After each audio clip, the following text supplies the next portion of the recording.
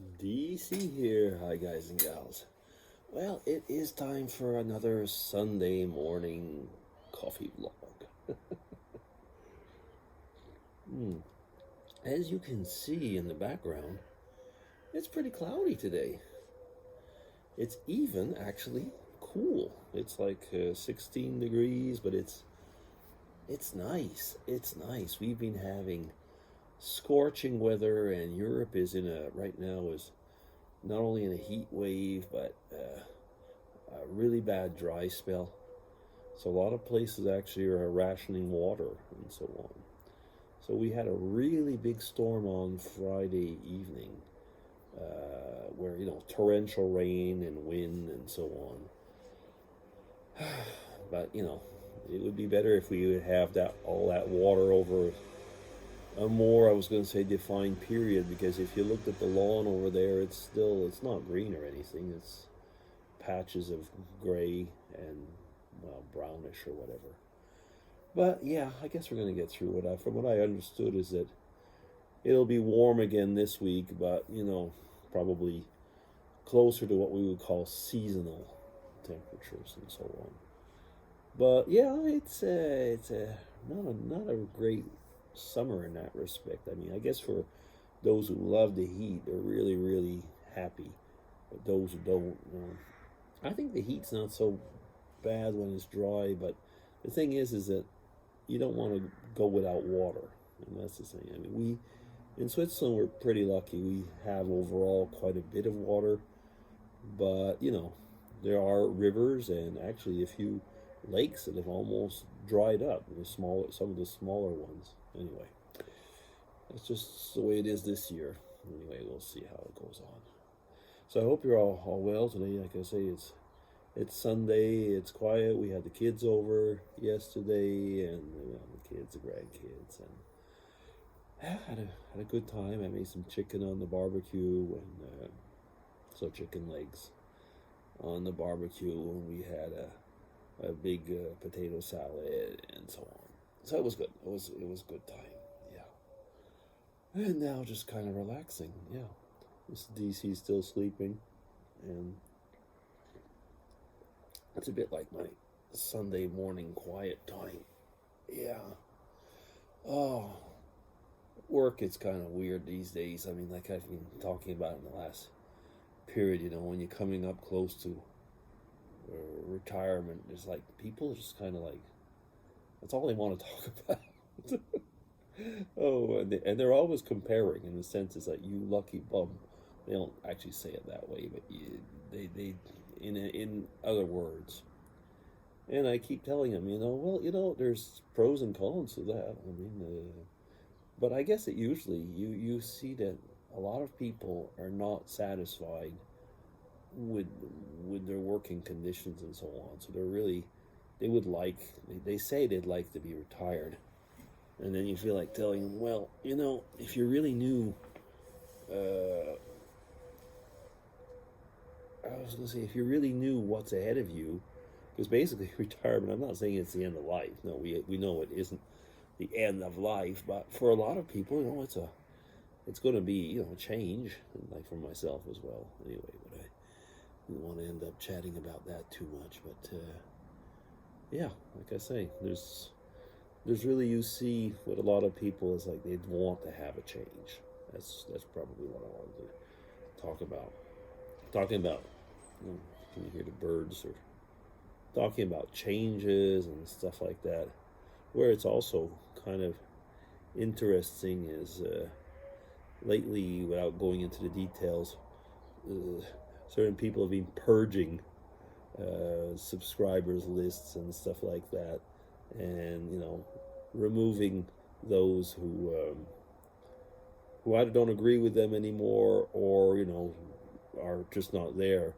And I've been thinking, if I took like my YouTube subscriber list and started removing, because I'm like close to 1,000, which makes me laugh.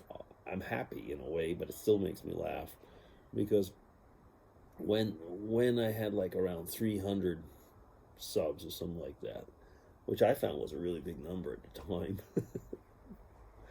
But There were actually was always a lot of views, and you can see now over the years you've got like a lot more.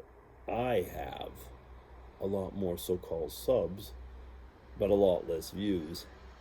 And when I was going over those, I don't remove them. I kind of like looking at the names over again.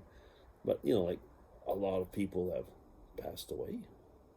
Actually, in my subs, a lot of people have passed away. Then you have those that have just disappeared, where you have no idea where they're going. And then there's those that just simply are still sub, but, have other interests and so on. And I'm not very different to others. I mean, there's some people I really like to follow at one period, and don't anymore. But actually, I do see that most of the time, it's people that have just kept their account on, but they've lost interest, and to take them off. Yeah, I've noticed every now and then, somebody comes back. Probably your video pops up in their feed, or they all of a sudden decide like, oh, let's look at something on YouTube, and you pop up, and they do actually come and say hello after a long time, stuff like that. So it's interesting. I mean, I would say, be careful when you purge that list, because once you've removed someone, often you will forget, or they change their names or something, and you just can't find them anymore, and you'd like to. And you're not going to go looking through your history for, 20 years. Actually, it's not 20 years, but let me see, how long has YouTube be up there now? Was it 2006, was it? I know I got a YouTube account when YouTube started. I didn't make videos right off. I mean, I was commenting on videos and made videos just a few years after. But I've had a YouTube account since the beginning, very much. Yeah, life moves on, I know. I mean, a lot of people are saying, yeah, well, it's not very surprising. Look around in your non-virtual life, and you'll see actually that, the amount of friends that you've had, well, they're still there. The people are usually still there, but how close are the relationships? And I was thinking, yeah, it is true. Most relationships do not last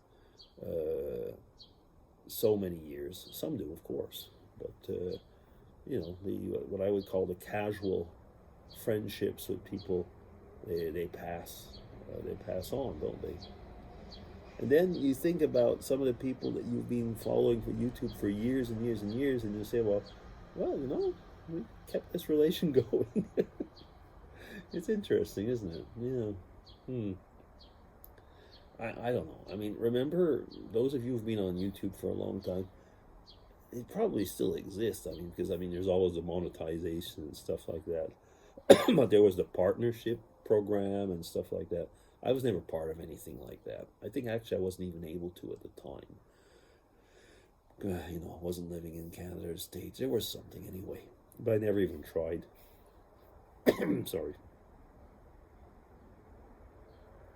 But for a lot of people, actually at the time, YouTube was supposedly about making money. And people were thinking like, if I can get enough this and enough that, I might actually make a living from YouTube. Do any of you make a living from YouTube? No, I don't think so. On the other hand, I mean, some people have, I suppose, but yeah, it wasn't us. It kind of reminds me. It kind of reminds me of, if you're into amateur sports or stuff like that, and people say, well, you could really be good at it and so on, and usually no, you're just good at it, but you're not good at enough to earn a living. And I just talking about earning a living. I'm stealing again 10 minutes of your time, so I guess I will stop there. Tell me about it a little bit. Anyway, so DC signing off. Take care, everybody. Have a great Sunday.